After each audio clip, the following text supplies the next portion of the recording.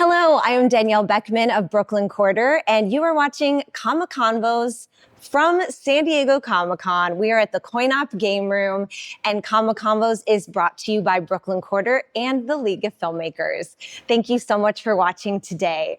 Our guest for this episode is Crystal Rivers. She's an actress and writer, and she has a feature film releasing at the end of the year called Reunion. It is a fun ensemble piece about a high school reunion gone wrong. She also has a feature screenplay called The Match. It was a finalist at Slamdance this year of 2025. She also has another film in pre-production right now that I'm really excited to talk about called Operation Dandelion.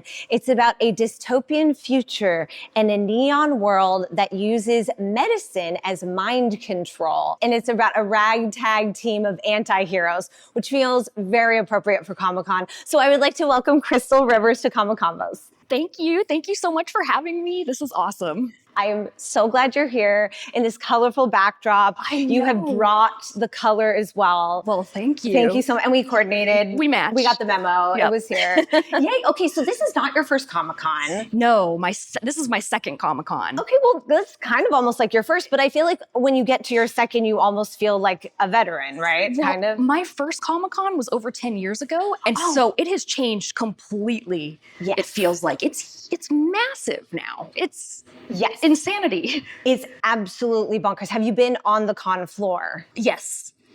Wow. So what's what's the deal for that? Do you have like certain booths? Do you earmark booths? Like, do you have a certain place you go to first? Do you like to hit up Artist Alley and check out original art? I love to look. I love Artist Alley. I love looking at the original artwork, and I kind of like to start there, and then I work my way around the edges. Oh, that's smart. To get my bearing, and so I can kind of from there be like, okay, we're gonna meet at the back left corner. Yes. By you know such and such booth, because it is pandemonium in there. It's chaos. Yes, I know.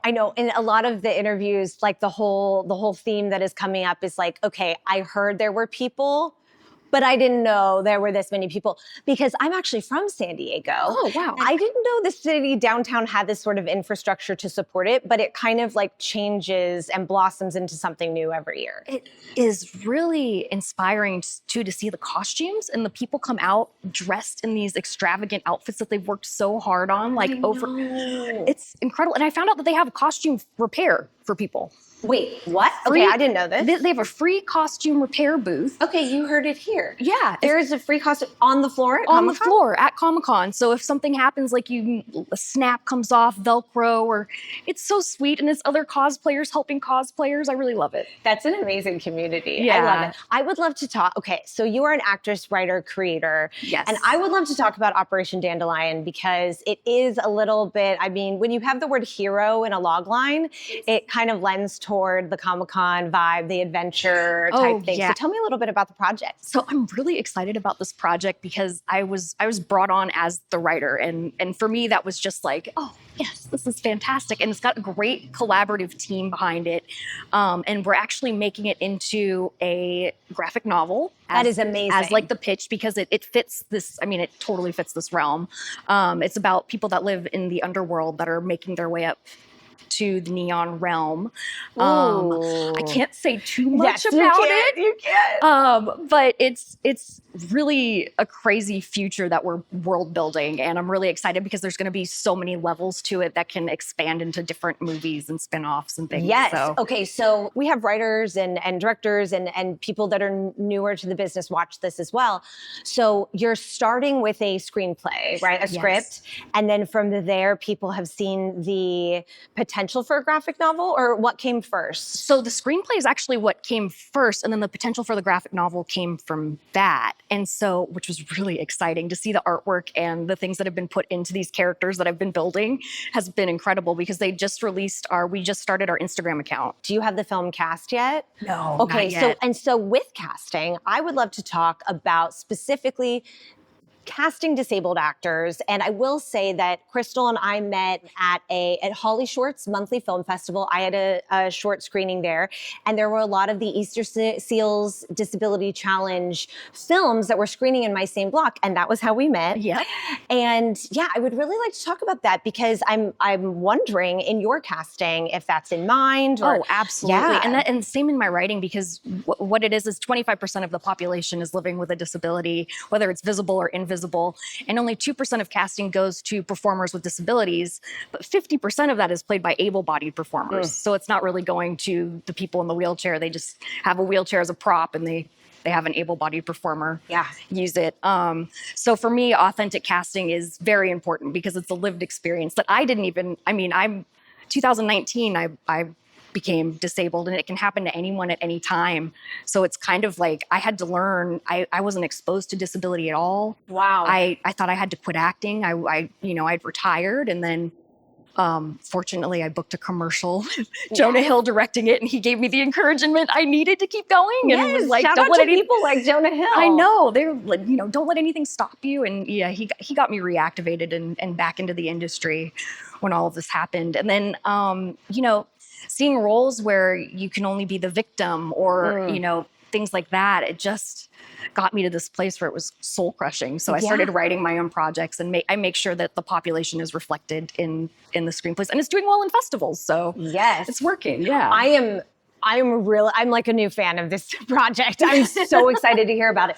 And no, it is so true, especially when you look at those numbers and you go, why is this happening? And of course, you have, we were just talking about Wicked, you have actresses like Carissa Bode. Exactly, which is fantastic, but there is so much room for growth. And as you're saying, disabilities are visible and invisible. Exactly. And it's very, very important. And lived experiences need to be portrayed accurately on television and film. It feels like we know when we're wheelchair users, when we see someone in a wheelchair and they are off, you can tell, you know.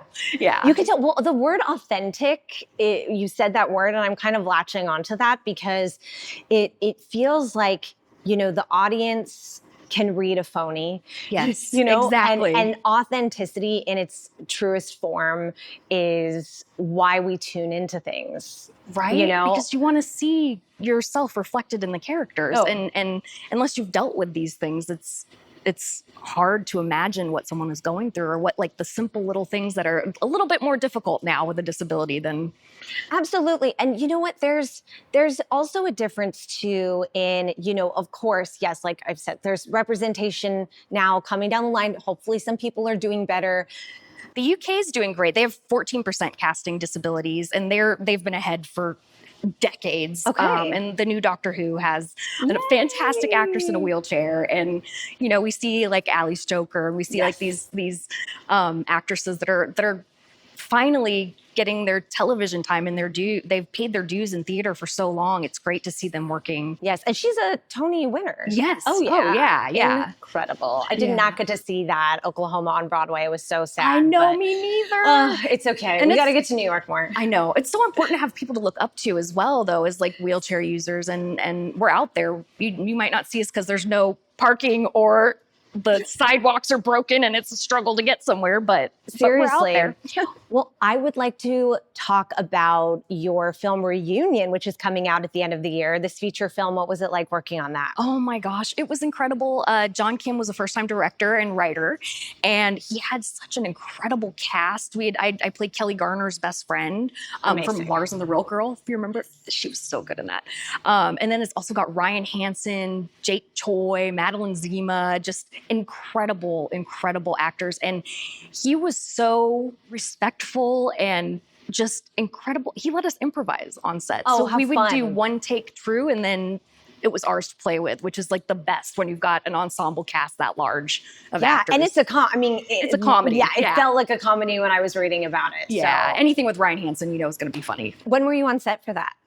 We actually did that during the wildfires. Our first day of filming was the set was evacuated due to fires. Oh my gosh. Yeah. Yes. So it's like, okay, if it's not a strike from our union, it's a fire it's a pandemic. And that actually speaks to the resilience of the film industry and independent production. I mean, he hopefully set the standard for more indie films coming back to LA, but with the new tax incentives and things.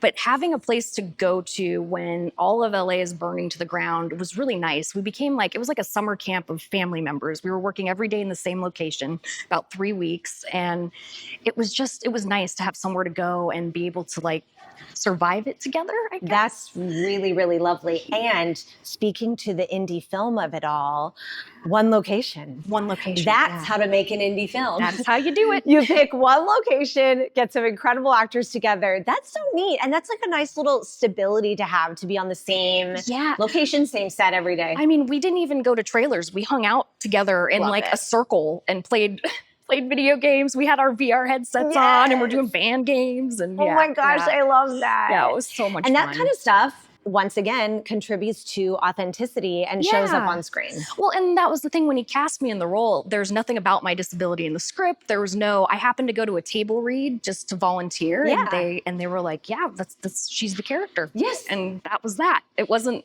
complicated or anything. It was just like, oh, she's a human. She's a character. As it should be. As it should be. Absolutely. Well, Crystal, I'm so glad that you came on today. Thank you so much for having me. Oh my gosh, of course.